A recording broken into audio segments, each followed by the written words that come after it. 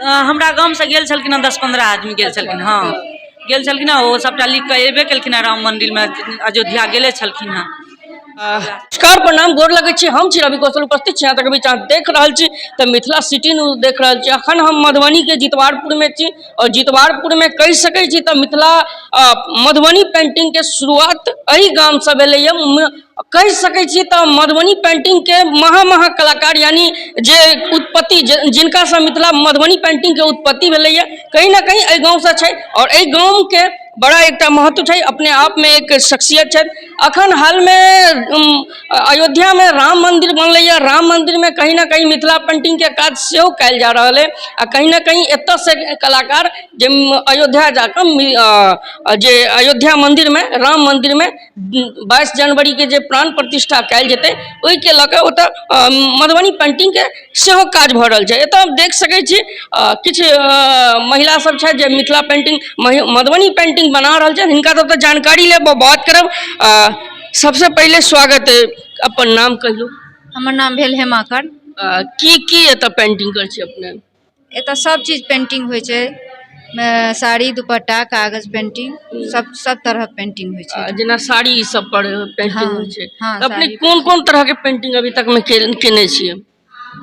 ओकर कोनो ई नहीं छै जे कोन तरह के, मतलब बहुत चीज बने छै। डोली कहार भेले, सीताराम भेले, सीता विवाह भेले, राम जन्म भेले, सब तरह के फोटो बने छै। जेना कि हम चाची जेना कि हम अखन एक राम मंदिर में जे छै अयोध्या में से 22 तारीख के प्राण प्रतिष्ठा कैल जेते तो कहीं ना कहीं एत से कलाकार जे छै मिथिला पेंटिंग के हमर सबके मधुबनी पेंटिंग के जे जाकर ओत जे कैल जा रहल छै तो कहीं ना कहीं कते गर्व के बात छै। बहुत गर्व के बात छै। ई सब हमरा सबके बहुत निक लाग रहल है जे कि राम जी आबि रहल छथि, हुनका स्वागत में भव्य तैयारी भ रहल छै।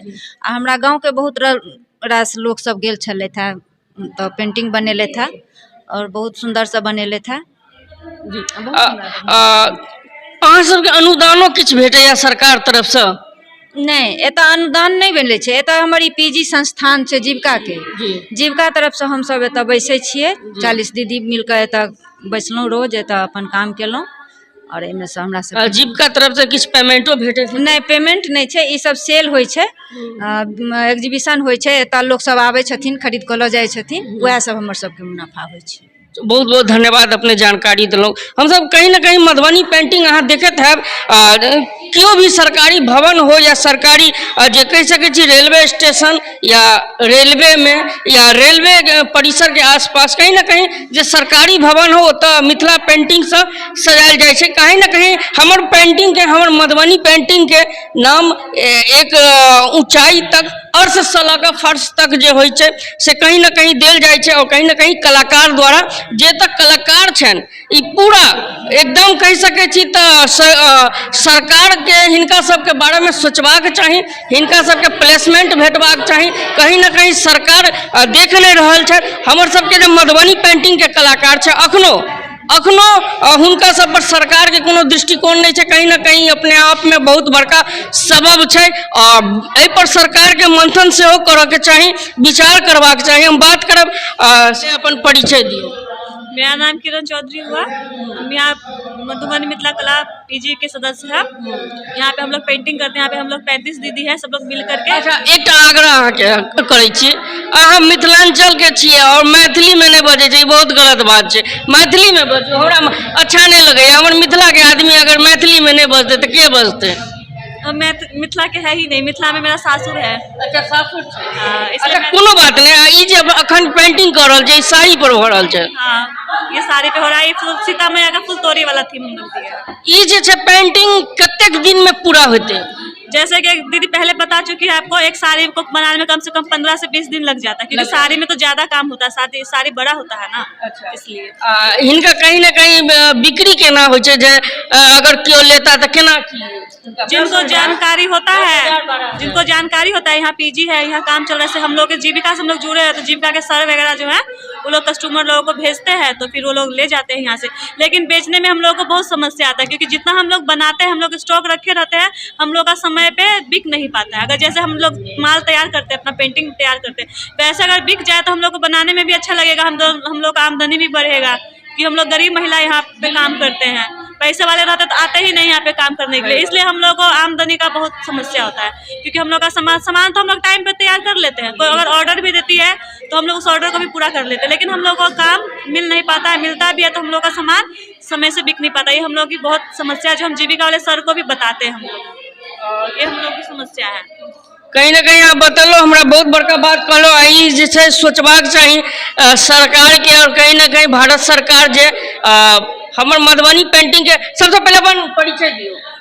हमर नाम रंजू देवी भेल, सबके प्रणाम करै छी। और ये जे पेंटिंग अहाँ दीदी कऽ रहल छै, ई साड़ी पर भऽ रहल छै, साड़ी पर भऽ रहल छै, सिल्क साड़ी छै, एहि पर पेंटिंग भऽ रहल छै फुल लोढ़ी वाली, और ई तैयार हेतै 15 दिन में। हाँ, कहीं ना कहीं राम मंदिर बन रहा है हमरा सबके अयोध्या में, और हमरा सबके जे छै 22 तारीख के प्राण प्रतिष्ठा सेहो छै। कहीं ना कहीं जे छै स्थानीय कलाकार सेहो जाइ छै ओतऽ, जाकऽ ओतऽ जे छै पेंटिंग कऽ रहल छै, कहीं ना कहीं मिथिला के नाम रोशन कऽ रहल छै। की कहबै अपन गाँव से के गेल? हमरा गाँव से गेल छलखिन 10-15 आदमी गेल छलखिन। हाँ, गेल छलखिन, ओ सबटा लिख कऽ एबे केलखिन, राम मंदिर में अयोध्या गेले छलखिन हँ। देख सके छी अखन हम जितवारपुर में छी, जना कि अहाँ सबके कहने छी हम जितवारपुर में छी। कहीं ना कहीं हमर मिथिला पेंटिंग के कलाकार जे दिन रात एतऽ मेहनत करे छै, तो कहीं ना कहीं मधुबनी पेंटिंग के तैयार कर छथि, साड़ी पर भऽ रहल छै। कहीं ना कहीं जे छै एकरा, और एक अहाँ एक एतऽ सेहो देख सके छी पेंटिंग साड़ी पर सेहो काज भऽ रहल छै। हम कहीं ना कहीं जानकारी लेब, हमरा बगल में एक मिथिला पेंटिंग के कलाकार दीदी, सबसे पहले अपन परिचय दियो। हमर नाम श्यामता देवी है, हम जितवारपुर के पुतौह छी। हम बहुत दिन से जे है से करीब 25 साल से हम पेंटिंग कर रहल छी। हाँ, हमर जे संस्था चालू भेल 2014 में जे है से अहाँ के 10 तारीख जनवरी में 10 तारीख के हमर जे है से संस्था चालू भेल अछि। ओहि समय से काम करै छी। ऐसे पहले हमर सासू घर में बनबै छलथि, हमर ननद बनबै छलथि, दियादनी बनबै छलथि, हुनका से हम पेंटिंग सीखने छी। एकर बाद हम जहाँ तक अहाँ सीखऽ के बात केलहुँ हँ, तो हम कहब अगर नव तुरक जे युवा युवती एता तो उनका सिखबाक लेल पहले की करऽ पड़तै? तऽ हुनका सिखाबै के लेल जे से एती, हुनका जे है से पूरा एड्रेस पूछबनि, पूछला के बाद जे अहाँ कते दिन में सीखब, हम अहाँ के ओकर जे से 2000 रुपया महीना अहाँ के सिखाई हमरा संस्था से। हम 35 दीदी छी, 35 दीदी मिल के अहाँ किनको से सीख सकै छी। हमरा दीदी में एते एकता अछि जे अहाँ हमर संस्था जीविका अछि, जीविका में अहाँ के फीस 2000 रुपया महीना अहाँ के लागत।